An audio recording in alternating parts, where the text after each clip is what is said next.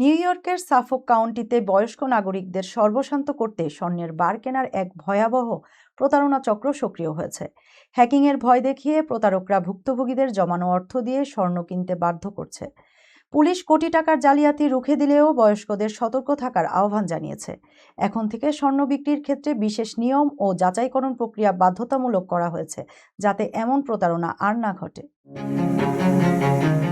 যুক্তরাষ্ট্রের new York অঙ্গরাজ্যের long আইল্যান্ডে প্রবীণদের টার্গেট করে নতুন ধরনের প্রতারণার ঘটনা উদ্বেগ বাড়িয়েছে। প্রতারকরা নিজেদের ব্যাংক বা প্রযুক্তি প্রতিষ্ঠানের প্রতিনিধি পরিচয় দিয়ে ভুক্তভোগীদের সঞ্চয়ের অর্থ দিয়ে সোনার বার কিনতে কিংবা তা নিরাপদে রাখার নামে তাদের হাতে তুলে দিতে প্ররোচিত করছে।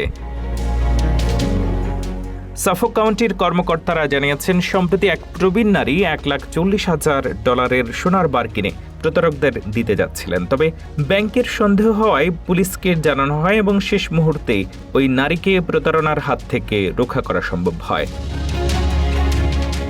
তদন্তকারীরা জানান, প্রতারকরা ঘন্টার পর ঘন্টা ফোনে কথা বলে ভুক্তভোগীদের মানসিকভাবে প্রভাবিত করে। তারা দাবি করে ব্যাংক অ্যাকাউন্ট বা কম্পিউটার হ্যাক হয়েছে এবং অর্থ রক্ষার একমাত্র উপায় হলো নগদ তুলে সোনা বা মূল্যবান ধাতু কিনে তাদের কাছে জমা রাখা। পুলিশ আরও জানায়, ওই নারীর বাড়িতে গিয়ে তারা দেখতে পান প্রতারকরা তার কম্পিউটারের মাধ্যমে কথোপকথনও শুনছিল। পরে কম্পিউটারটি সংযোগ বিচ্ছিন্ন করা হয়। চলতি বছর সাফোক কাউন্টিতে 1 ডজনের বেশি গোল্ড বার স্ক্যামের ঘটনা শনাক্ত হয়েছে।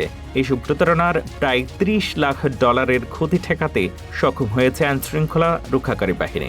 এদিকে প্রবীণদের সুরক্ষায় নতুন আইন আনার উদ্যোগ নেওয়া হয়েছে। এতে $50,000 বেশি মূল্যের প্রথমবারের সোনা কেনার ক্ষেত্রে 48 ঘন্টার অপেক্ষার নিয়ম এবং 60 বছরের বেশি বয়সী ক্রেতাদের অতিরিক্ত যাচাইয়ের বিধান রাখা হয়েছে।